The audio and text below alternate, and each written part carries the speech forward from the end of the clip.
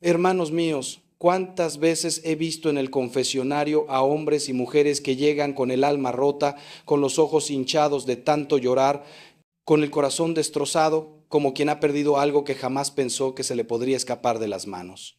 Y cuando les pregunto qué pasó, cuando indago en ese abismo de dolor que traen consigo, la respuesta es casi siempre la misma, dicha de mil formas diferentes, pero con una sola esencia. Padre, dejamos de hablarnos, ya no nos entendemos. Vivimos bajo el mismo techo, pero somos dos extraños que se cruzan en el pasillo. Es desgarrador, hermanos. Absolutamente desgarrador ver cómo el amor que un día fue fuego ardiente se ha convertido en cenizas frías por el simple hecho de que el diálogo murió. Porque cuando el diálogo muere en un matrimonio, hermanos, el matrimonio mismo comienza a romperse lenta pero implacablemente, como una pared que se agrieta poco a poco hasta que finalmente se derrumba. Déjenme decirles algo con toda la fuerza de mi corazón: ustedes no llegaron a donde están por casualidad. No se casaron por azar. No prometieron amarse todos los días de su vida frente a Dios y los hombres simplemente porque era lo que tocaba hacer. No, hermanos, ustedes eligieron construir una vida juntos, eligieron ser uno en Cristo, eligieron caminar de la mano hacia la eternidad. Pero algo pasó, ¿verdad? Algo se interpuso en ese camino. Las palabras se volvieron escasas, las conversaciones se hicieron superficiales, los silencios se tornaron incómodos, hasta que un día descubrieron que ya no sabían cómo hablarse, que ya no sabían cómo mirarse a los ojos sin sentir ese vacío terrible que se instala cuando dos corazones dejan de latir al mismo ritmo. Y aquí están hoy quizás escuchándome con un nudo en la garganta, preguntándose si hay salida, si hay esperanza, si pueden volver a encontrarse en medio de este desierto de silencio que han construido sin darse cuenta. Quiero que sepan algo fundamental desde este mismo instante. Sí hay esperanza, siempre hay esperanza en Cristo, pero no va a ser fácil, hermanos. No les voy a mentir como hacen tantos que venden soluciones mágicas y recetas instantáneas. La restauración de un matrimonio donde el diálogo ha muerto requiere valentía, requiere humildad, requiere que ambos estén dispuestos a morir a sí mismos para renacer en el amor de Dios. Requiere que reconozcan que el orgullo los ha estado matando lentamente, que el egoísmo ha levantado muros donde debería haber puentes, que el rencor ha envenenado las palabras que deberían ser medicina para el alma. Pero si están dispuestos, si de verdad quieren salvar eso que Dios unió y que ningún hombre debería separar, entonces quédense conmigo, porque en los próximos minutos vamos a adentrarnos juntos en esta realidad dolorosa, pero también llena de posibilidades de redención. ¿Saben qué es lo más triste de todo esto? Que la mayoría de las parejas no se dan cuenta de que el diálogo está muriendo hasta que ya está muerto y enterrado.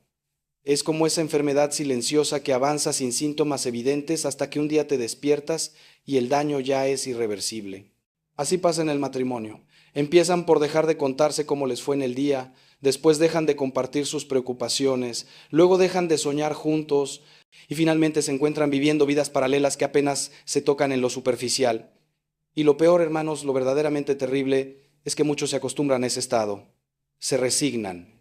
Piensan que así son las cosas después de tantos años, que el amor maduro es ese amor frío y distante, cuando la verdad es que el verdadero amor maduro es un amor que se comunica cada vez más profundamente, que se conoce cada vez mejor, que dialoga cada vez con más intimidad y confianza. Les digo esto porque los amo, porque he visto sufrir demasiado, porque he cerrado los ojos de muchos hombres y mujeres que se fueron de este mundo con el arrepentimiento de no haber luchado por su matrimonio cuando todavía había tiempo. No permitan que eso les pase a ustedes. No dejen que el orgullo, la pereza o el miedo los alejen de la persona que un día fue todo para ustedes y que puede volver a serlo si ambos están dispuestos a abrir el corazón y la boca para decir lo que necesita ser dicho. Este mensaje puede cambiar su vida si lo reciben con humildad. Puede ser el punto de inflexión entre la muerte definitiva de su matrimonio o el inicio de una resurrección que ni siquiera imaginan posible. Pero necesito que me acompañen hasta el final, que no se vayan a mitad del camino, porque lo que voy a compartir les viene de años de escuchar, aconsejar, llorar y rezar con matrimonios que estaban al borde del abismo. Hermanos, vamos a empezar por algo fundamental que muchos olvidan. El diálogo no es simplemente hablar. No, señores. El diálogo auténtico, ese que construye y sostiene un matrimonio, es mucho. Más que intercambiar palabras sobre quién va a recoger a los niños o qué hay de cena, El verdadero diálogo es un encuentro de almas, es un acto de comunión, donde dos personas se revelan mutuamente sus pensamientos más profundos, sus temores más íntimos, sus esperanzas más secretas.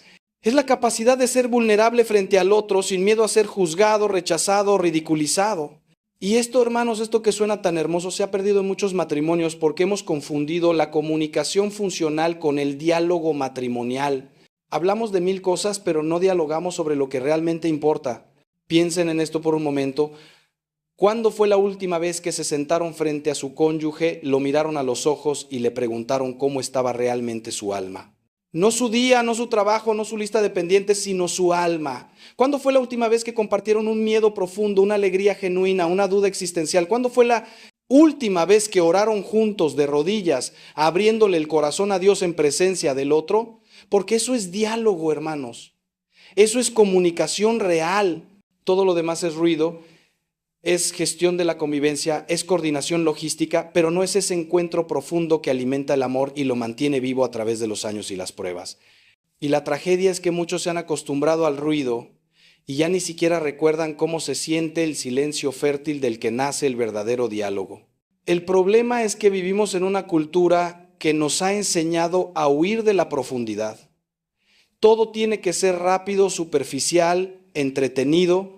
Nadie quiere conversaciones difíciles, nadie quiere entrar en terrenos incómodos, nadie quiere arriesgarse a que la otra persona se moleste o se cierre. Entonces, nos quedamos en la superficie, hablando del clima, de las noticias, de los vecinos, de cualquier cosa que no nos obligue a mirarnos realmente.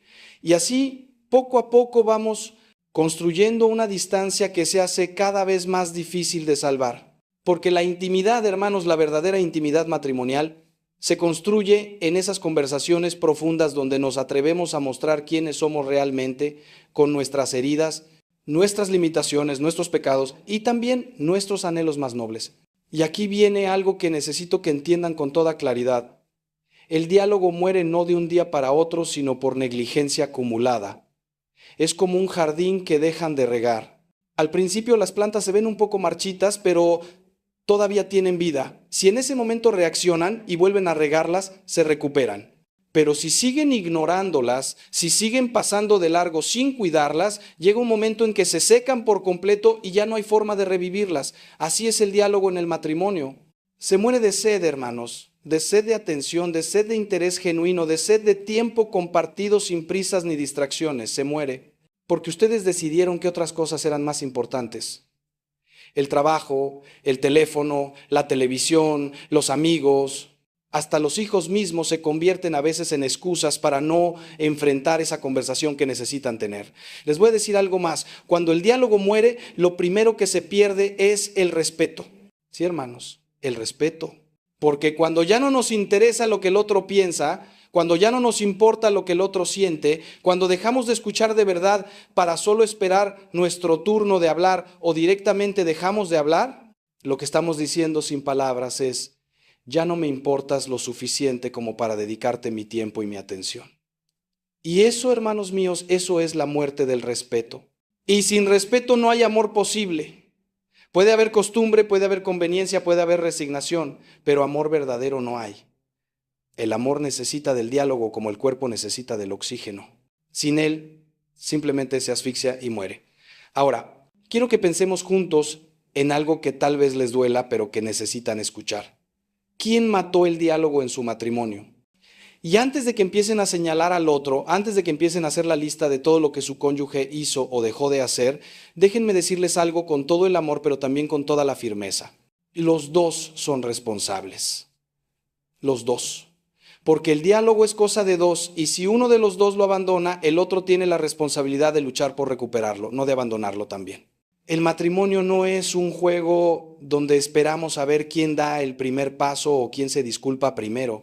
El matrimonio es un sacramento, hermanos, un misterio santo donde cada uno está llamado a dar todo sin esperar recibir, a amar incluso cuando no es amado de vuelta, a tender puentes incluso cuando el otro los está quemando. Piensen en Cristo.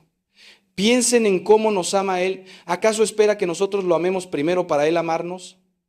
¿Acaso nos dice, cuando te portes bien, cuando me busques, cuando ores, entonces yo te amaré? No, hermanos. Él nos amó primero. Mientras éramos pecadores, mientras le dábamos la espalda, mientras lo rechazábamos, Él extendió sus brazos en la cruz y dijo: Padre, perdónalos porque no saben lo que hacen. Ese es el modelo de amor que debemos imitar en el matrimonio. Un amor que toma la iniciativa, que no espera, que no lleva cuentas, que no se cansa de tender la mano incluso cuando la otra persona la rechaza una y otra vez. Y sé que es difícil, sé que duele, sé que a veces sentimos que ya no tenemos fuerzas. Pero es ahí precisamente donde la gracia de Dios puede obrar maravillas si se la pedimos con humildad. Muchos me dicen: Padre, es que yo ya intenté hablar y no me escucha, ya intenté acercarme y me rechaza, ya no sé qué más hacer. Y yo les respondo: ¿cuántas veces lo intentaste? 1, 2, 5 veces. ¿Y sabes cuántas veces Cristo nos busca a nosotros? Todos los días de nuestra vida, hermano, todos los días. Cada amanecer es una nueva invitación de Dios a amarlo. Cada respiración es un regalo suyo que nos dice: aquí estoy, todavía te amo, todavía hay esperanza. Y si Dios tiene esa paciencia con nosotros que somos tan infieles, ¿no deberíamos nosotros tener esa misma paciencia con nuestro cónyuge que un día elegimos para ser una sola carne ante Dios? La perseverancia en el amor no es opcional en el matrimonio cristiano, hermanos. Es una exigencia evangélica. Pero entiéndanme bien, no les estoy pidiendo que se queden en una situación de abuso o de maltrato sistemático. Eso es otra cosa completamente diferente y requiere intervención y ayuda profesional. De lo que estoy hablando es de esos matrimonios donde el amor se enfrió por negligencia, por orgullo, por pereza, pero donde todavía hay respeto básico y donde ambos, en el fondo de su corazón, saben que todavía hay algo que vale la pena salvar. A esos matrimonios me dirijo hoy, a esas parejas que están en la penumbra pero que todavía no han caído en la oscuridad total, porque para ustedes todavía hay luz, hermanos, todavía hay camino de regreso, pero necesitan empezar ya, hoy mismo. No mañana, no la próxima semana, no cuando las cosas mejoren, hoy. Y ese hoy comienza con algo muy simple pero tremendamente difícil para el orgullo humano: reconocer nuestra parte de culpa, porque todos la tenemos, hermanos, todos. No importa cuánto haya pecado el otro, no importa cuánto nos haya herido, siempre hay algo que nosotros también hicimos mal, algo que pudimos hacer mejor, algo de lo que necesitamos arrepentirnos. Y mientras no seamos capaces de reconocer esto, mientras sigamos aferrados a nuestra supuesta inocencia y a la culpabilidad del otro, no habrá diálogo posible. El diálogo nace de la humildad, hermanos. Nace de ese lugar donde yo reconozco que no soy perfecto, que he fallado, que necesito perdón y que estoy dispuesto a perdonar. Ahora déjenme preguntarles algo que va a hacer que muchos de ustedes se remuevan incómodos en sus asientos. ¿Cuándo fue la última vez que le pidieron perdón a su esposa o a su esposo de rodillas? No me refiero a un perdón murmurado, de pasada, casi forzado, sin mirarlo a los ojos. Me refiero a un verdadero acto de contrición conyugal donde te arrodillas, tomas sus manos y le dices con lágrimas en los ojos: amor mío, perdóname, he sido egoísta, he sido orgulloso, no te he escuchado como debía, no te he valorado como mereces, he fallado como esposo, como esposa, como compañero de vida, perdóname por favor y ayúdame a ser mejor. ¿Saben cuántas crisis matrimoniales se resolverían si más parejas hicieran esto? ¿Saben cuántos divorcios se evitarían si el orgullo dejara paso a la humildad? El problema es que hemos olvidado el valor redentor del perdón. Vivimos en una cultura que nos dice que pedir perdón es señal de debilidad, que reconocer nuestros errores nos hace vulnerables, que admitir que nos equivocamos le da poder al otro sobre nosotros. ¡Qué barbaridad, hermanos! ¡Qué lejos estamos del Evangelio con estas ideas! Cristo mismo, siendo Dios, se humilló hasta la muerte y muerte de cruz. Se hizo vulnerable por amor a nosotros. Se dejó escupir, golpear, crucificar por nuestros pecados. Y nosotros, pobres criaturas limitadas y pecadoras, no somos capaces de humillarnos ante la persona que dijimos amar más que a nadie en este mundo. No somos capaces de reconocer un error, de pedir disculpas, de admitir que hemos herido al otro con nuestras palabras o con nuestro silencio. Les voy a contar algo que vi hace años y que nunca he olvidado. Un matrimonio vino a verme, llevaban más de 20 años casados y ya casi no se hablaban. Vivían como dos extraños bajo el mismo techo. Él trabajaba todo el día y cuando llegaba a casa se encerraba en su cuarto a ver televisión. Ella se refugiaba en las amigas y en las actividades de la parroquia, pero su corazón estaba vacío. Los hijos ya se habían ido de casa y ahora se encontraban solos, sin nada que decirse, sin nada que compartir. Me miraron con ojos cansados y me dijeron: Padre, ¿tiene sentido seguir juntos? Ya no hay amor, ya no hay nada. Y yo les dije: denme 3 meses haciendo lo que yo les voy a pedir. Si después de eso siguen sintiendo lo mismo, entonces volveremos a hablar. ¿Aceptaron? Más por cortesía que por convicción, creo yo. Les pedí algo muy sencillo. Todas las noches antes de dormir tenían que sentarse juntos por 15 minutos sin televisión, sin teléfono, sin distracciones, y cada uno tenía que compartir 3 cosas. Algo bueno que le había pasado ese día, algo difícil que había enfrentado y algo por lo que estaba agradecido. Nada más. 15 minutos, 3 cosas cada uno. Los primeros días fueron torpes, incómodos, llenos de silencios prolongados, no sabían qué decir, cómo decirlo, pero siguieron intentando. Y poco a poco algo empezó a cambiar. Empezaron a descubrir cosas del otro que no conocían. Empezaron a interesarse genuinamente por lo que el otro estaba viviendo. Empezaron a mirarse de nuevo a los ojos. Y después de 2 meses, una noche, ella lloró mientras le contaba algo que le preocupaba de su salud y que nunca le había mencionado. Y él, por primera vez en años, la abrazó y también lloró. Ese día resucitó su matrimonio, hermanos, por la gracia de Dios y por la disposición de ellos a intentarlo de nuevo. Hoy, años después, ese matrimonio es testimonio vivo en su parroquia de que es posible resucitar lo que parecía muerto, pero no pasó por arte de magia. Pasó porque ambos estuvieron dispuestos a humillarse, a ser vulnerables, a dedicar tiempo y esfuerzo a reconstruir lo que habían dejado morir por negligencia. Y aquí está la clave, hermanos: el diálogo se recupera con disciplina, no con sentimientos, porque los sentimientos van y vienen. Las emociones son volubles, pero la disciplina del amor es constante. Es decidir todos los días, aunque no tengamos ganas, aunque estemos cansados, aunque haya resentimiento, que vamos a dedicar tiempo a dialogar con nuestro cónyuge. Es crear espacios sagrados en medio del caos de la vida moderna, donde protegemos esa comunicación como el tesoro más valioso de nuestro matrimonio. ¿Y saben qué es lo más hermoso de todo esto? Que cuando recuperas el diálogo, recuperas todo lo demás. Recuperas la ternura, recuperas la complicidad, recuperas la pasión, recuperas el proyecto común, recuperas las ganas de envejecer juntos. Porque todo en el matrimonio fluye del diálogo o muere por su ausencia. La intimidad física necesita de la intimidad emocional que nace del diálogo. El trabajo en equipo como padres necesita de la comunicación constante. Los sueños compartidos necesitan ser conversados, ajustados, alimentados con palabras. Incluso la oración en pareja necesita que primero aprendan a hablarse el uno al otro para después poder hablarle juntos a Dios. El diálogo es el corazón del matrimonio. Si el corazón se detiene, todo el cuerpo muere. Pero ahora, hermanos, ahora viene algo que necesito que escuchen con mucha atención, porque aquí es donde muchos fallan incluso cuando están intentando recuperar el diálogo. Y es que no basta con hablar, hay que saber escuchar. Y escuchar de verdad es un arte que muy pocos dominan. ¿Cuántas veces estamos físicamente presentes mientras el otro nos habla, pero mentalmente estamos a 1000 kilómetros de distancia? ¿Cuántas veces estamos pensando en lo que vamos a responder en lugar de realmente escuchar lo que nos están diciendo? ¿Cuántas veces interrumpimos, juzgamos, minimizamos o desechamos lo que el otro está tratando de compartir con nosotros? Eso no es escuchar, hermanos. Eso es simplemente esperar nuestro turno para hablar, o peor aún, ni siquiera eso. Escuchar de verdad significa estar completamente presente.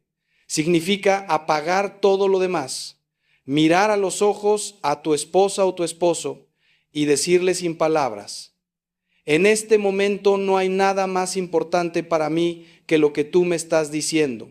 Significa no interrumpir aunque creas que ya sabes lo que va a decir. Significa no juzgar aunque no estés de acuerdo. Significa tratar de entender no solo las palabras, sino también las emociones detrás de esas palabras. Porque muchas veces, hermanos, lo que se dice no es lo más importante, sino lo que se siente al decirlo.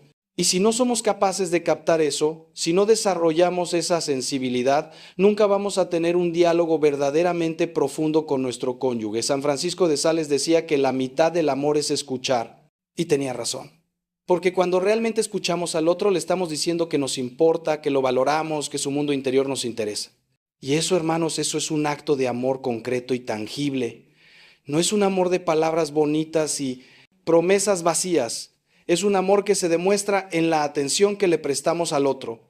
Y en un mundo donde todos están tan ocupados, tan distraídos, tan conectados a mil cosas menos a las personas que tienen enfrente, el simple acto de escuchar de verdad es revolucionario. Es un regalo precioso que podemos darle a nuestro cónyuge y que no cuesta dinero, pero sí requiere de nosotros algo mucho más valioso, nuestro tiempo y nuestra presencia real. Pero tengo que ser honesto con ustedes. Muchas veces no escuchamos porque tenemos miedo de lo que vamos a escuchar. Tenemos miedo de que nos confronten con cosas que no queremos ver de nosotros mismos. Tenemos miedo de que nos expresen dolores que no sabemos cómo sanar. Tenemos miedo de que nos compartan sueños que nos van a exigir cambios que no queremos hacer. Entonces nos escondemos detrás del trabajo, de las pantallas, del cansancio, de cualquier cosa que nos permita no estar verdaderamente presentes. Pero eso, hermanos, es cobardía. Y la cobardía no tiene lugar en un matrimonio que quiere sobrevivir. El amor verdadero es valiente, el amor verdadero se atreve a escuchar incluso lo que duele.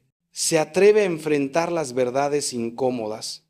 Se atreve a estar presente incluso cuando es difícil. Y aquí hay algo más que deben saber. Escuchar no significa estar de acuerdo con todo lo que el otro dice. No significa que tienen que validar cada sentimiento o cada opinión. Significa simplemente darle el espacio para expresarse, para ser escuchado, para sentirse importante. Después pueden dialogar sobre eso, pueden expresar su propio punto de vista, pueden buscar juntos soluciones o consensos, pero primero tienen que escuchar de verdad, sin interrupciones, sin juicios, sin defensas automáticas.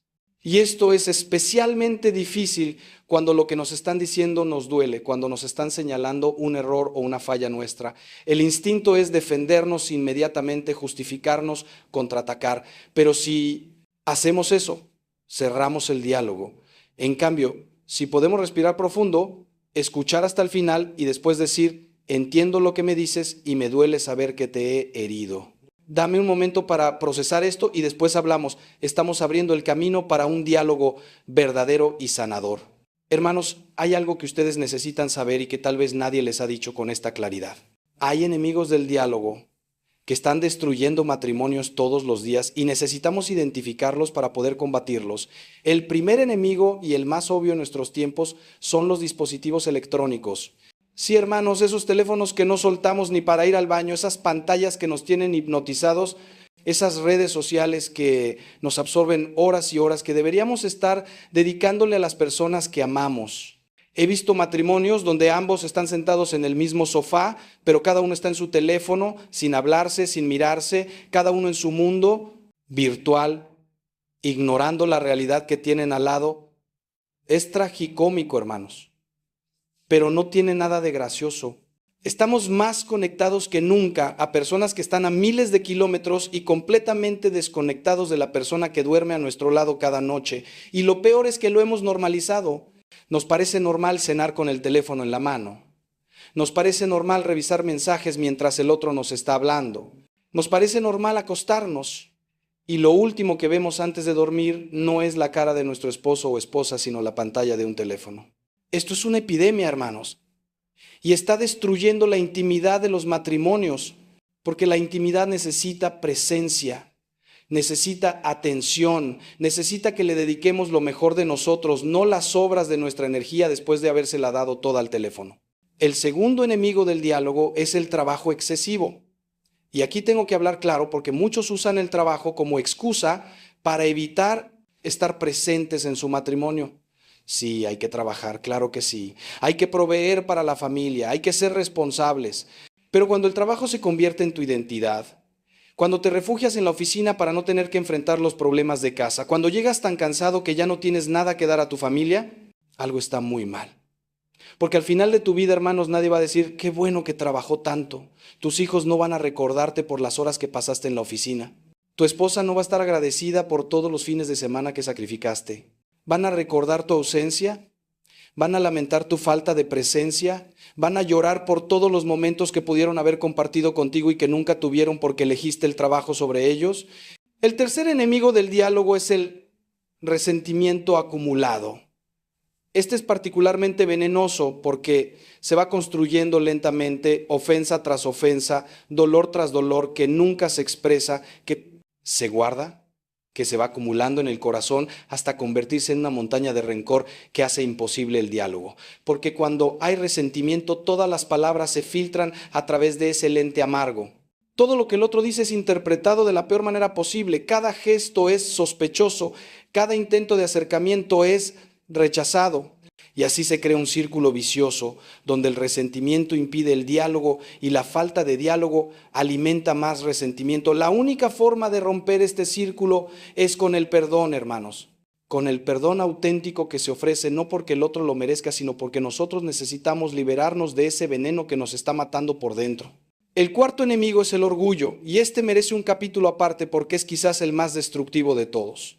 El orgullo nos hace creer que tenemos razón siempre, que el problema es el otro, que nosotros no necesitamos cambiar nada. El orgullo nos impide pedir perdón, nos impide reconocer errores, nos impide ser vulnerables, y sin vulnerabilidad no hay intimidad posible, hermanos. Un matrimonio donde ambos están atrincherados en sus posiciones, defendiendo su orgullo como si fuera su bien más preciado, es un matrimonio muerto aunque todavía respiren. Porque el orgullo mata el amor, mata la ternura, mata la compasión, mata la capacidad de ver al otro como alguien frágil y necesitado de nuestro cuidado. El orgullo nos convierte en jueces implacables cuando deberíamos ser compañeros misericordiosos. Y el quinto enemigo, hermanos, es la mentira. La mentira en todas sus formas. Las mentiras grandes que destruyen la confianza de un solo golpe, pero también las pequeñas mentiras, las medias verdades, las omisiones estratégicas, los secretos que guardamos. Porque el diálogo necesita honestidad para existir. Necesita que ambos estén dispuestos a ser transparentes, a no esconder cosas importantes, a no manipular la información para quedar bien o para controlar al otro. La mentira crea distancia, genera desconfianza, envenena el ambiente. Y una vez que la confianza se rompe, recuperarla es un trabajo titánico. Por eso, hermanos, sean honestos, aunque duela, aunque sea difícil, aunque tengan miedo de la reacción del otro, la verdad dicha con amor siempre es mejor que la mentira piadosa que tarde o temprano saldrá a la luz y causará un daño mucho mayor. Permítanme ahora hablarles de algo que puede sonar contradictorio, pero que es absolutamente esencial. Para que el diálogo sea efectivo necesita momentos de silencio. Sí, hermanos, silencio. Pero no el silencio hostil, no el silencio del que está enojado y no quiere hablar. Hablo del silencio contemplativo, del silencio donde ambos están presentes el uno con el otro sin necesidad de llenar cada segundo con palabras. Es el silencio de los que se sientan juntos a ver un atardecer sin decir nada, pero sabiendo que están compartiendo algo hermoso. Es el silencio de estar sentados en la iglesia, uno al lado del otro, orando, sin palabras, pero profundamente unidos en el espíritu. Es el silencio del abrazo largo donde no hace falta decir nada porque el cuerpo dice lo que las palabras no pueden expresar. Vivimos en una cultura que tiene terror al silencio. Siempre tiene que haber ruido, música, conversación, algo. Pero el silencio compartido es en realidad una forma muy profunda de comunicación. Es decirle al otro, estoy contigo, disfruto tu presencia, no necesito entretenimiento ni distracción, me basta con estar a tu lado. Y esto, hermanos, esto que parece tan simple, es en realidad muy sofisticado. Solo las parejas que han alcanzado cierto nivel de intimidad pueden disfrutar del silencio juntos sin sentirse incómodos. Las parejas que apenas se conocen o que están en crisis necesitan llenar los silencios porque les resultan amenazadores, pero cuando hay amor verdadero, cuando hay confianza, el silencio se convierte en un espacio sagrado de comunión. San Juan de la Cruz hablaba del silencio como la mejor música para Dios. Y yo les digo que el silencio también puede ser la mejor música para el matrimonio. Porque en el silencio podemos escuchar no solo las palabras del otro, sino su respiración, los latidos de su corazón, la presencia de su alma. En el silencio dejamos de performar y simplemente somos. Y ser auténticamente uno frente al otro, sin máscaras, sin pretensiones, sin necesidad de impresionar, eso es intimidad real. Pero para llegar ahí necesitan primero recuperar el diálogo con palabras, necesitan reconstruir los puentes de la comunicación, necesitan volver a confiar el uno en el otro. El silencio compartido es el destino, pero el diálogo honesto es el camino. Por eso les digo, no tengan miedo de los silencios cuando están dialogando. A veces, después de que uno ha compartido algo muy profundo, lo que más necesita no es una respuesta inmediata, sino un momento de silencio donde el otro pueda procesar, sentir, absorber lo que acaba de escuchar. No todo requiere una solución instantánea. No todo necesita un consejo inmediato. A veces solo necesitamos ser escuchados.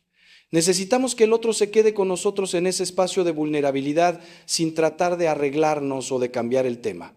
Y el silencio respetuoso, ese que dice estoy contigo, te escuché, déjame estar aquí contigo en este momento difícil, ese silencio es sanador. Y quiero que sepan también esto, el silencio les puede servir para evitar palabras de las que después se van a arrepentir. Porque cuando estamos enojados, cuando estamos heridos, cuando estamos a la defensiva, las palabras que salen de nuestra boca suelen ser como flechas envenenadas que causan heridas profundas. Y aunque después nos disculpemos, aunque digamos que no quisimos decir eso, las palabras ya están dichas y ya hicieron su daño. Proverbios 21:23 nos dice: el que guarda su boca y su lengua, su alma guarda de angustias. Por eso, hermanos, cuando sientan que la ira los está dominando, cuando sientan que van a decir algo de lo que se van a arrepentir, hagan silencio, respiren, oren, denle tiempo a la gracia de Dios para que calme sus pasiones. Y después, cuando estén más serenos, retomen el diálogo. Hermanos míos, ahora quiero llevarlos a un terreno que tal vez les resulte incómodo, pero que es absolutamente necesario abordar: el papel que juegan las familias de origen en la muerte del diálogo matrimonial. Sí, las familias de donde venimos, nuestros padres, hermanos, la dinámica familiar en la que crecimos, todo eso influye tremendamente en cómo nos comunicamos en nuestro matrimonio. Y muchas veces, sin darnos cuenta, estamos repitiendo patrones disfuncionales que aprendimos en casa.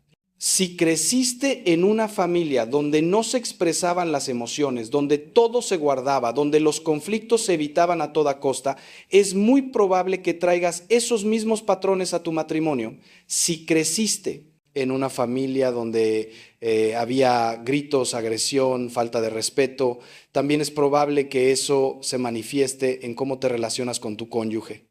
Pero aquí está la buena noticia: no estás condenado a repetir esos patrones. Con la ayuda de Dios y con trabajo personal puedes romper cadenas generacionales. Puedes decidir que tu matrimonio va a ser diferente, que vas a crear una cultura familiar nueva donde el diálogo sea valorado, donde las emociones puedan expresarse sanamente, donde los conflictos se resuelvan con respeto y amor. Pero para hacer eso necesitas primero reconocer qué patrones disfuncionales traes de tu familia de origen.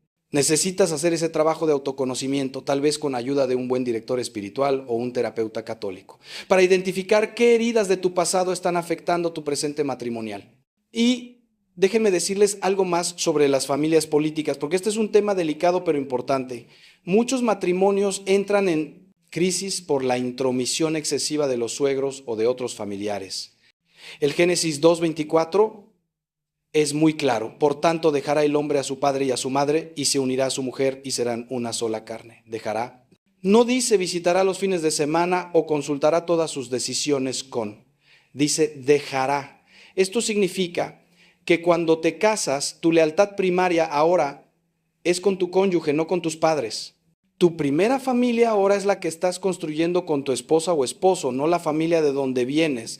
Y esto es difícil, lo sé, especialmente en nuestra cultura latina donde los lazos familiares son tan fuertes. Pero es necesario para que el matrimonio funcione. Necesitan establecer límites sanos con sus familias de origen. Necesitan tomar sus propias decisiones como pareja sin estar constantemente buscando la aprobación o el permiso de mamá o papá. Necesitan crear su propia identidad como familia. Y esto no significa que dejen de amar o de cuidar a sus padres. No significa que los abandonen o los desprecien. Significa simplemente que ponen las cosas en su orden correcto. Y cuando los padres o suegros no respetan ese orden, cuando se meten en asuntos que no les corresponden, cuando causan división entre los esposos, ahí tienen que tener el valor de poner límites claros y firmes. He visto tantos matrimonios destruidos por este problema. La suegra que critica constantemente a la nuera, el suegro que hace sentir al yerno que no es suficiente para su hija, los padres que quieren seguir controlando la vida de sus hijos aunque ya estén casados y tengan sus propios hijos, los hermanos que meten cizaña, que llevan chismes, que promueven conflictos. Todo esto envenena el ambiente matrimonial y hace muy difícil el diálogo entre los esposos, porque si uno de ustedes siempre está defendiendo a su familia de origen por encima de su cónyuge, si siempre está del lado de mamá, aunque mamá esté equivocada, si permite que sus familiares falten el respeto a su pareja, entonces no hay unidad posible. Y sin unidad, el diálogo se vuelve un campo de batalla donde cada uno está tratando de ganar para su bando en lugar de recordar que ambos están en el mismo equipo. Pero escuchen esto con atención. Cuando ustedes dos están unidos, cuando realmente son una sola carne, no solo físicamente, sino también en espíritu, en propósito, en proyecto de vida, entonces ninguna fuerza externa puede destruirlos.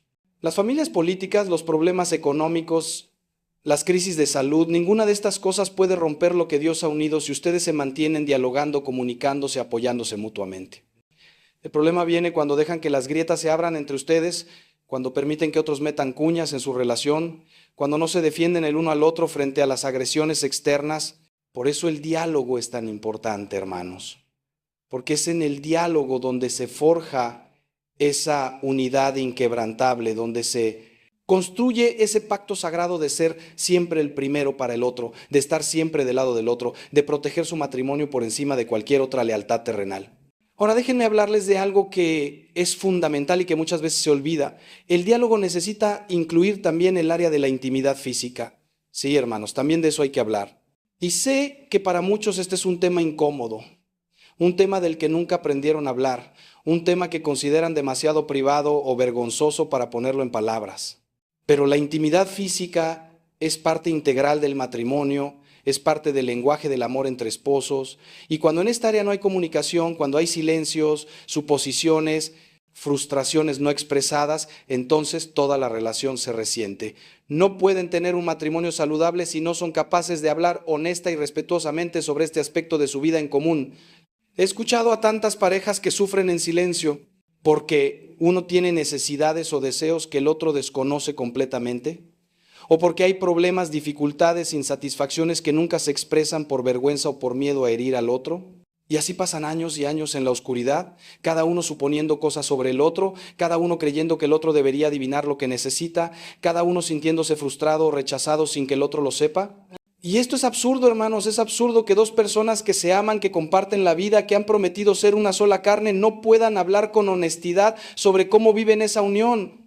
La intimidad física necesita de la comunicación para florecer, para adaptarse a las diferentes etapas de la vida, para mantenerse viva y significativa a través de los años. Y aquí necesito ser muy claro, en el matrimonio católico la intimidad física es sagrada. No es algo sucio de lo que haya que avergonzarse, es parte del designio de Dios para el matrimonio, es uno de los bienes del matrimonio, es el lenguaje propio del amor conyugal. Pero como todo lenguaje, necesita ser aprendido, practicado, perfeccionado, y eso solo se logra con comunicación. Necesitan poder decirse qué les gusta y qué no, qué los hace sentir amados y qué los hace sentir usados, cuándo tienen necesidad de cercanía y cuándo necesitan espacio. Necesitan entender que la sexualidad masculina y femenina son diferentes y que esas diferencias no son un problema, sino parte de la riqueza de la complementariedad. Pero solo pueden entenderse y adaptarse el uno al otro si hablan, si se escuchan, si están dispuestos a aprender juntos. Y algo más, cuando hay problemas en esta área, cuando algo no funciona como debería, cuando hay dolor físico o emocional asociado a la intimidad, no pueden simplemente ignorarlo y esperar que pase. Necesitan buscar ayuda. Necesitan hablar con su médico si hay problemas físicos. Necesitan hablar con un consejero matrimonial católico si hay problemas emocionales o relacionales.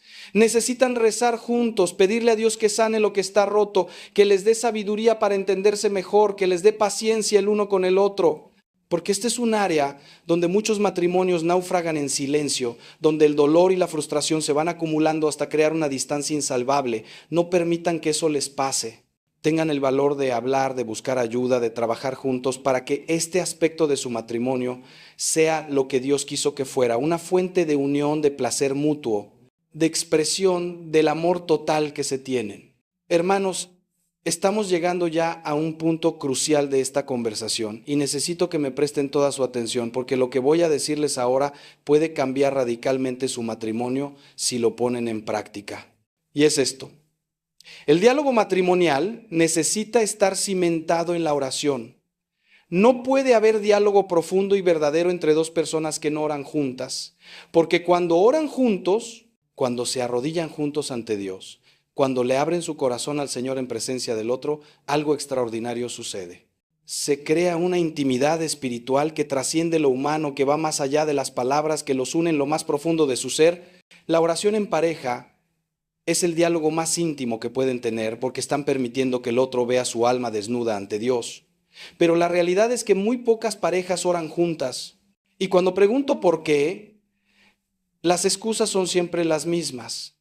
No tenemos tiempo, nos da vergüenza, no sabemos cómo, cada uno reza por su lado. Y yo les digo, están perdiendo el tesoro más grande que tienen a su disposición. Están dejando pasar la oportunidad de que Dios mismo sea el que une sus corazones, el que sana sus heridas, el que les da sabiduría para enfrentar los desafíos.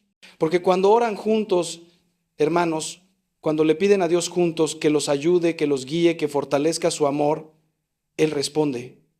Él se hace presente de una manera especial. Cristo dijo, donde 2 o 3 están reunidos en mi nombre, allí estoy yo en medio de ellos. Mateo 18:20. ¿Se dan cuenta de lo que esto significa? Significa que cuando ustedes dos oran juntos, Cristo está ahí, en medio de ustedes, sosteniendo su matrimonio, bendiciendo su unión, dándoles su gracia. Y no estoy hablando de oraciones largas y complicadas. No necesitan ser teólogos ni místicos. Basta con que al final del día, antes de dormir, se tomen de las manos y recen un Padre Nuestro juntos, pidiendo por su familia, agradeciendo por las bendiciones del día, encomendando sus preocupaciones a Dios. O que antes de desayunar recen juntos una oración breve de la mañana. O que cuando tengan un problema grave antes de discutir se arrodillen juntos y le pidan a Dios que los ilumine. Esto puede parecer poco, puede parecer simple, pero les aseguro que tiene un poder transformador. Porque es muy difícil seguir enojado con alguien con quien acabas de orar. Es muy difícil mantener el rencor cuando acabas de pedirle a Dios juntos que los ayude a perdonarse. Es muy difícil seguir en tu orgullo cuando acabas de reconocer ante Dios en presencia de tu cónyuge que eres un pecador que necesita misericordia. La oración en pareja los hace humildes, los hace conscientes de que no son autosuficientes, de que necesitan a Dios, de que sin Él no pueden nada, y esa humildad compartida es el mejor antídoto contra el orgullo que destruye tantos matrimonios. Además, cuando oran juntos, cuando le confían sus luchas a Dios en presencia del otro, se está creando un espacio de vulnerabilidad compartida que fortalece inmensamente el vínculo porque están mostrándole al otro sus debilidades, sus miedos, sus necesidades más profundas. Y eso, hermanos, eso es intimidad real. No es la intimidad falsa de las redes sociales donde todos muestran solo su mejor cara. Es la intimidad verdadera de dos personas que se atreven a ser frágiles juntos ante Dios y el uno con el otro. Y hay algo más que necesito decirles sobre la oración. Cuando oran juntos, con constancia, van a notar que su capacidad de diálogo mejora en todos los otros aspectos también. Porque la oración los va haciendo más mansos, más pacientes, más comprensivos. La oración va limpiando sus corazones del egoísmo, del orgullo, del rencor. La oración los va haciendo más como Cristo, que es el modelo perfecto de amor. Y cuando ambos están siendo transformados por la gracia que fluye de la oración, entonces el diálogo entre ustedes se vuelve más fácil, más profundo, más fructífero. Por eso insisto tanto en esto, hermanos. Por eso les ruego que no dejen pasar un día más sin empezar a orar juntos. No esperen a sentir ganas, no esperen a que las cosas mejoren. Empiecen hoy mismo, aunque sea con una oración breve, aunque sea con dificultad, y van a ver cómo Dios empieza a obrar maravillas en su matrimonio. Ahora bien, hay un aspecto del diálogo que no puedo dejar de mencionar y que es particularmente importante en estos tiempos que vivimos. El diálogo sobre el manejo del dinero. Hermanos, las estadísticas muestran que el dinero es una de las causas principales de conflicto en los matrimonios modernos. Y es que el dinero no es solo dinero. El dinero representa seguridad, libertad, poder, valores, prioridades. Cuando una pareja no dialoga abierta y honestamente sobre el dinero, cuando cada uno tiene su propia cuenta y hace con ella lo que quiere sin rendirle cuentas al otro, cuando hay secretos financieros, cuando hay diferentes filosofías sobre el ahorro y el gasto que nunca se han discutido, ahí hay una bomba de tiempo esperando explotar. He visto matrimonios destruidos por deudas secretas que uno de los dos acumuló sin decirle al otro. He visto peleas terribles porque uno quiere ahorrar para el futuro y el otro quiere disfrutar el presente. He visto resentimiento profundo en parejas donde uno se siente controlado por el otro en el manejo del dinero. He visto matrimonios donde el que gana más dinero se siente con derecho a tomar todas las decisiones. Todo esto, hermanos, todo esto se podría evitar o al menos manejar mucho mejor si hubiera un diálogo honesto y regular sobre las finanzas familiares.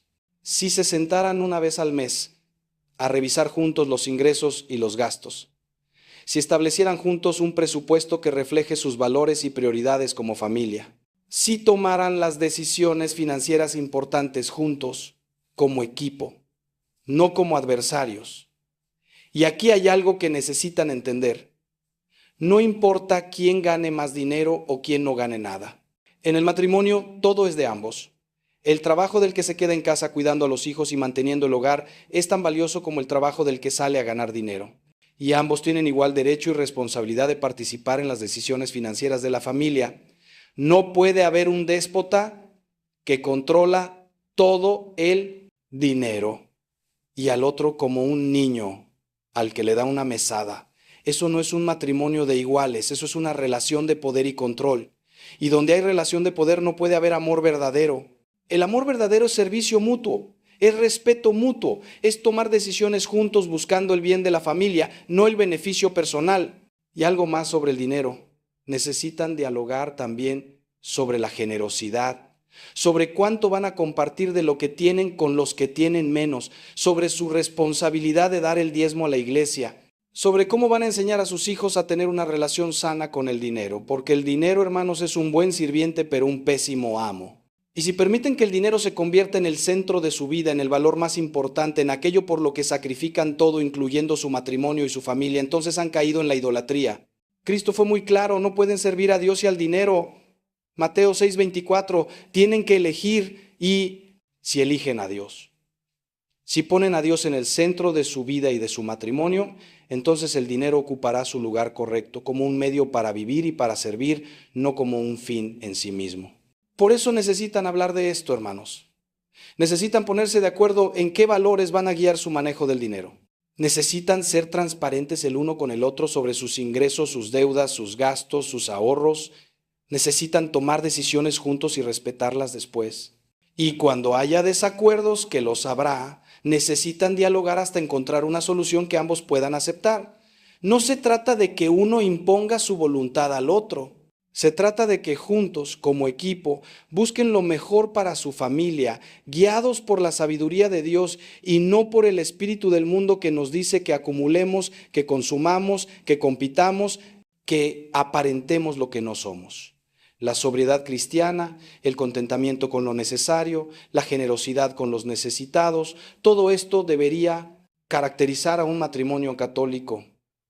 Y solo se logra con diálogo constante y con la gracia de Dios. Hermanos míos, quiero ahora llevarlos a reflexionar sobre algo que muchas parejas olvidan y que es absolutamente vital: el diálogo sobre los sueños y proyectos compartidos. Porque el matrimonio no es solo resolver los problemas del día a día, no es solo administrar una casa y criar hijos. El matrimonio es también construir algo juntos. Es tener una visión compartida del futuro, es soñar juntos con lo que quieren ser como familia, con el legado que quieren dejar. Cuando una pareja deja de soñar junta, cuando cada uno vive en su propio mundo, con sus propios proyectos, sin que haya un proyecto común que los una, ahí el matrimonio se convierte en una simple coexistencia. Y la coexistencia no es amor, hermanos, es simplemente compartir espacio. ¿Cuál es el sueño de su matrimonio? ¿Qué quieren lograr juntos? ¿Qué clase de familia quieren construir? ¿Qué valores quieren transmitir a sus hijos? ¿Qué impacto quieren tener en su comunidad? ¿Cómo quieren servir a Dios como pareja? Estas son preguntas fundamentales que necesitan dialogar con regularidad porque las respuestas van cambiando con el tiempo, con las etapas de la vida, con las circunstancias. Lo que era prioritario cuando se casaron tal vez ya no lo es ahora. Los sueños que tenían a los 20 años son diferentes de los que tienen a los 40 o a los 60. Y está bien que cambien, pero necesitan cambiar juntos. Necesitan dialogar sobre estos cambios, necesitan asegurarse de que siguen caminando en la misma dirección. He visto parejas que después de años de matrimonio descubren que tienen visiones completamente diferentes del futuro.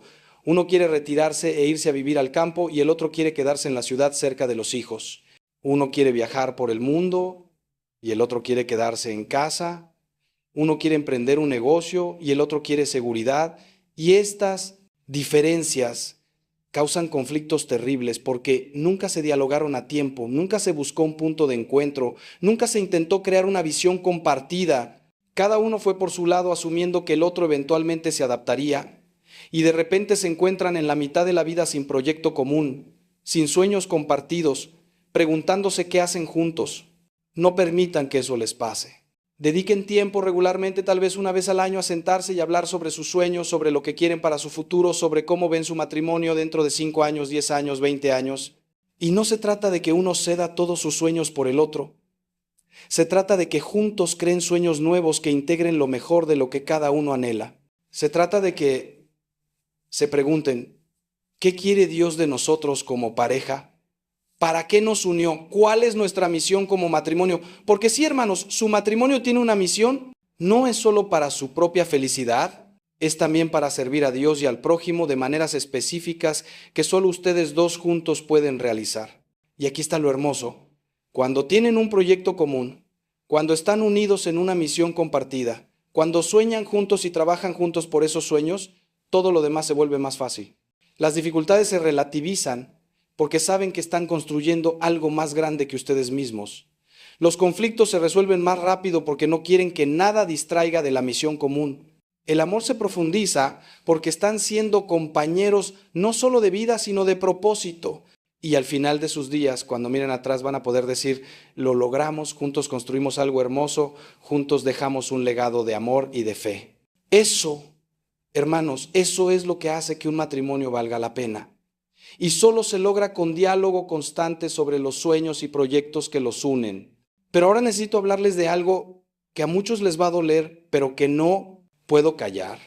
Hay parejas donde el diálogo ha muerto no por negligencia, sino por maltrato, donde uno de los dos ha usado las palabras como armas para herir, humillar, controlar al otro, donde hay abuso verbal sistemático disfrazado de sinceridad o de buen humor, donde hay manipulación emocional, donde hay intimidación, donde uno de los dos tiene miedo de expresar lo que piensa porque sabe que vendrá el ataque, la burla, el castigo del silencio. Si ese es tu caso, si estás viviendo en un matrimonio donde no puedes hablar libremente porque le tienes miedo a la reacción de tu cónyuge, entonces necesitas ayuda urgente. Eso no es un matrimonio saludable, eso es abuso, y el abuso nunca es voluntad de Dios. Y quiero ser muy claro con esto porque he visto a muchas personas, especialmente mujeres, aguantando situaciones de abuso verbal y emocional porque les han dicho que tienen que ser sumisas, que tienen que aguantar, que el matrimonio es para siempre y hay que preservarlo a cualquier costo. Y eso es una distorsión terrible del Evangelio. La sumisión de la que habla San Pablo es mutua, es de ambos el uno al otro en el amor de Cristo, Efesios 5:21. No es la sumisión de un esclavo a un amo. Y el matrimonio es para siempre, sí, pero eso no significa que tengas que permitir que te maltraten. Dios te ama, te valora, te creó a su imagen y semejanza con dignidad infinita. Y nadie, ni siquiera tu esposo o esposa, tiene derecho a pisotear esa dignidad. Si estás en una situación de abuso, necesitas buscar ayuda. Habla con un sacerdote de confianza, con un consejero profesional, con alguien que entienda la gravedad de lo que estás viviendo. Y puede ser necesario, en casos graves, que haya una separación temporal mientras el abusador recibe la ayuda que necesita para cambiar. Porque sí, el abusador también necesita ayuda, también necesita conversión, también necesita sanar de lo que sea que lo lleva a comportarse así. Pero mientras ese proceso de conversión no suceda, tú no puedes seguir siendo el objeto de su maltrato. Tu primera responsabilidad es protegerte a ti mismo y proteger a tus hijos si los hay. Y esto no contradice tu compromiso matrimonial. Al contrario, a veces la única forma de salvar un matrimonio es poniendo límites firmes que obliguen al abusador a enfrentar la realidad de su pecado. He visto casos donde una separación temporal fue lo que finalmente despertó al cónyuge abusador y lo llevó a buscar ayuda, a reconocer su problema, a emprender un proceso de cambio real. Y he visto parejas que lograron reconstruir su matrimonio después de eso, pero sobre bases completamente diferentes, con respeto mutuo, con diálogo sano, con límites claros. Pero también he visto casos donde el abusador nunca cambió, donde siguió en su negación, donde se hizo más violento. Y en esos casos, hermanos, la separación permanente puede ser necesaria. La Iglesia reconoce que hay situaciones donde la vida común se hace imposible o peligrosa y permite la separación manteniendo el vínculo matrimonial. No es el ideal, pero a veces es la única opción para proteger la integridad física y psicológica de las personas. Dicho todo esto, quiero enfatizar que la gran mayoría de matrimonios en crisis no están en situaciones de abuso. Están simplemente en situaciones de negligencia, de desidia, de malos patrones de comunicación que se pueden cambiar con esfuerzo y buena voluntad de ambas partes. Y para esos matrimonios hay esperanza abundante, hay camino de restauración, hay posibilidad de recuperar lo que se ha perdido, pero necesitan empezar ya. Necesitan tomar la decisión de luchar por su matrimonio, necesitan estar dispuestos a hacer lo que sea necesario para recuperar el diálogo y con él toda la riqueza de su relación. No se rindan, hermanos. No tiren la toalla. Su matrimonio vale la pena. El amor que un día se tuvieron todavía está ahí, quizás enterrado bajo años de dolor y resentimiento, pero está. Y puede resucitar si ustedes están dispuestos a hacer el trabajo. Hermanos, vamos acercándonos al final de nuestra conversación y quiero dejarles algunas herramientas prácticas muy concretas que pueden implementar desde hoy mismo para recuperar y fortalecer el diálogo en su matrimonio. La primera es lo que yo llamo la cita semanal sagrada. Una vez a la semana, sin falta, dediquen al menos una hora solo para ustedes dos, sin hijos, sin teléfonos, sin televisión, sin distracciones. Puede ser salir a cenar, puede ser caminar en el parque, puede ser simplemente sentarse en la sala después de que los niños se duerman. Pero ese tiempo es intocable, es prioritario, es sagrado, y en ese tiempo dialogan. No hablan de los problemas prácticos de la casa o los hijos, hablan de ustedes, de cómo están, de qué están sintiendo, de qué están soñando. La segunda herramienta es lo que llamo el ejercicio de las 3 preguntas. Cada noche antes de dormir, cada uno responde estas 3 preguntas. ¿Qué fue lo mejor de tu día hoy? ¿Qué fue lo más difícil de tu día hoy? ¿Por qué estás agradecido hoy? Son solo 3 preguntas, pero si las responden honestamente, si se escuchan de verdad, van a estar creando un hábito de comunicación diaria que va a transformar su relación. Y toma solo 10 o 15 minutos. Todos tienen 10 minutos. Es cuestión de prioridades. La tercera herramienta es lo que llamo el día del perdón. Una vez al mes, siéntense y pregúntense mutuamente, ¿hay algo que hice este mes que te hirió y de lo que necesites perdonarme? Den espacio para que ambos puedan expresar heridas que tal vez parecen pequeñas pero que se van acumulando. Y cuando el otro exprese algo, no se defiendan, no minimicen su dolor. Simplemente escuchen, pidan perdón sinceramente y comprométanse a intentar no repetir esa conducta. La cuarta herramienta es la oración diaria en pareja de la que ya hablamos. No negocien esto, no lo dejen para cuando tengan ganas o tiempo. Háganlo todos los días sin falta, aunque sea solo 1 minuto. Será el minuto más importante de su día. Y la quinta herramienta es buscar ayuda cuando la necesiten. No esperen a que todo esté destrozado para ir a terapia matrimonial o a dirección espiritual. Si ven que solos no pueden, si ven que los mismos problemas se repiten una y otra vez, si ven que no están progresando, busquen ayuda de un profesional católico que respete su fe y su compromiso matrimonial. No es señal de debilidad buscar ayuda. Es señal de humildad y de sabiduría. Es reconocer que necesitan a alguien que los guíe, que les dé herramientas, que los ayude a ver lo que ustedes solos no pueden ver. Y una sexta herramienta que quiero darles es esta. Cultiven la gratitud mutua. Hagan el hábito de agradecerse el uno al otro por las cosas que hacen. No den por sentado el trabajo del otro, el sacrificio del otro, las 1000 pequeñas cosas que el otro hace cada día por amor. Digan gracias, digan te aprecio, digan me doy cuenta de lo que haces y valoro tu esfuerzo, porque todos necesitamos sentirnos valorados, todos necesitamos saber que lo que hacemos importa, que somos apreciados. Y cuando hay un clima de gratitud en el matrimonio, cuando hay reconocimiento mutuo, el diálogo fluye mucho más fácilmente. Es mucho más fácil hablar con alguien que nos valora que con alguien que solo nos critica o nos ignora. La gratitud crea un círculo virtuoso de amor que alimenta todo lo demás. Hermanos, todas estas herramientas funcionan, las he visto funcionar en cientos de matrimonios, pero solo funcionan si ustedes las ponen en práctica con constancia y compromiso. No esperen resultados inmediatos. No esperen que en una semana todo esté resuelto. La reconstrucción del diálogo matrimonial es un proceso que toma tiempo, que requiere paciencia, que tiene avances y retrocesos, pero cada pequeño paso cuenta. Cada conversación honesta cuenta. Cada oración juntos cuenta. Cada vez que eligen el amor sobre el orgullo, la vulnerabilidad sobre la defensa, el perdón sobre el resentimiento, están construyendo y poco a poco van a ver cómo su matrimonio se transforma, cómo vuelve la ternura, cómo vuelve la complicidad, cómo vuelven las ganas de estar juntos. Y todo porque decidieron rescatar lo más importante, el diálogo. Y ahora quiero decirles algo que tal vez les sorprenda, pero que creo firmemente.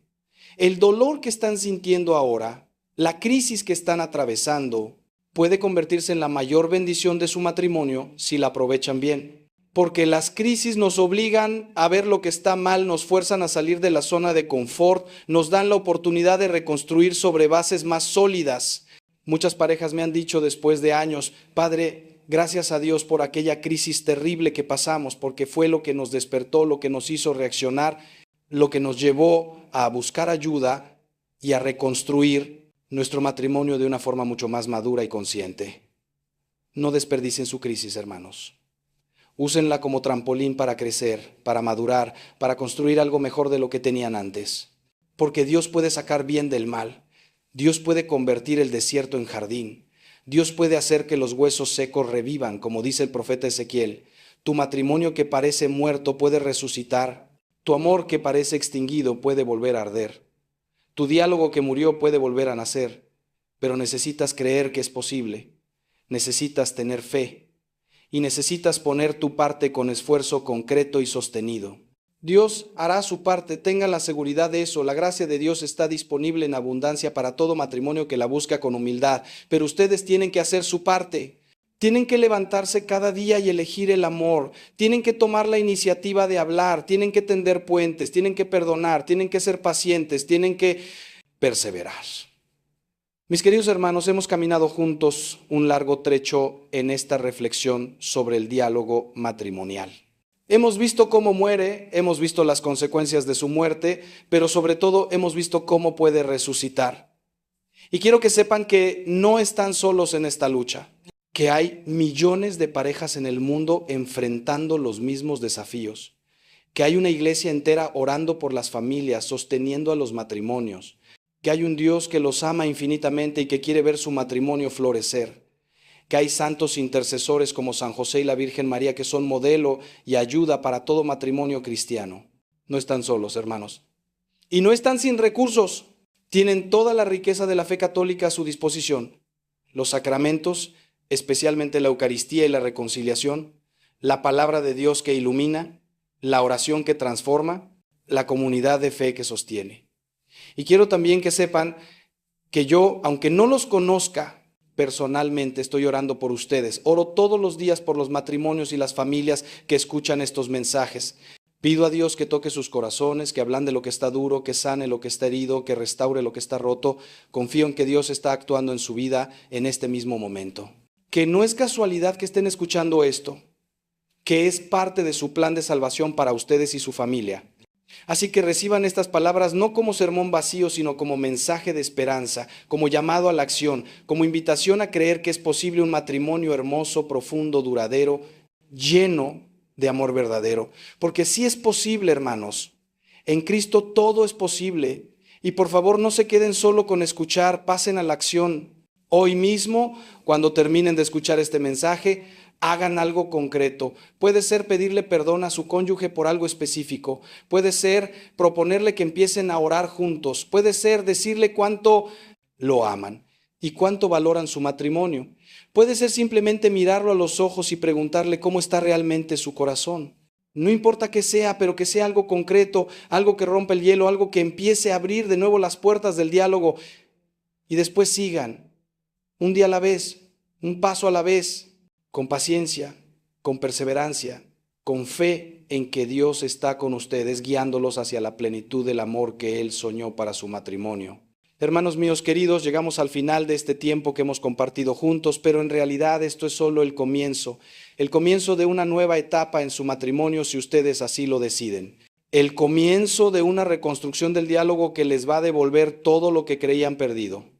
El comienzo de un camino de conversión personal y matrimonial que los va a acercar cada día más a Dios y el uno al otro. Y quiero despedirme de ustedes con una bendición. Que Dios Padre, que los creó y los llamó a ser uno, derrame sobre ustedes su amor misericordioso. Que Dios Hijo, que elevó el matrimonio a la dignidad de sacramento, les dé su gracia para vivir fielmente su compromiso. Que Dios Espíritu Santo, que es el amor del Padre y del Hijo, habite en su hogar y en su corazón, llenándolos de paz, de paciencia, de fortaleza para el camino. Los invito a que, si este mensaje les ha tocado el corazón, lo compartan con otras parejas que puedan necesitarlo. Porque probablemente conocen a alguien cuyo matrimonio está en crisis, alguien que está sufriendo en silencio, alguien que necesita escuchar estas palabras de esperanza.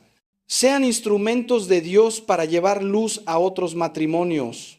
Y también los invito a que se suscriban a este canal, que activen las notificaciones, porque regularmente estoy compartiendo mensajes sobre la fe, sobre la familia, sobre cómo vivir el Evangelio en la vida cotidiana.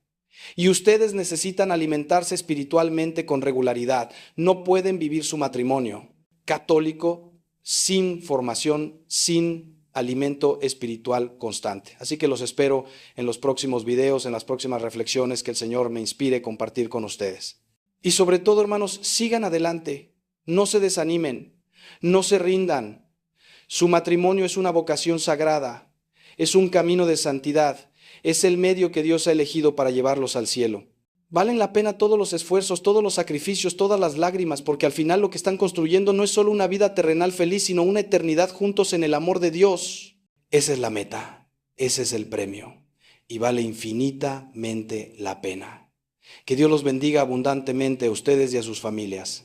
Que María Santísima, Madre de la Iglesia y modelo de toda esposa y madre, interceda por ustedes. Que San José, esposo fiel y padre amoroso, sea su protector y guía. Y que el Señor les dé la sabiduría, la fortaleza y el amor que necesitan para hacer de su matrimonio un reflejo hermoso del amor de Dios. Los llevo en mi corazón y en mis oraciones. Hasta pronto, hermanos. Que la paz de Cristo reine en sus hogares.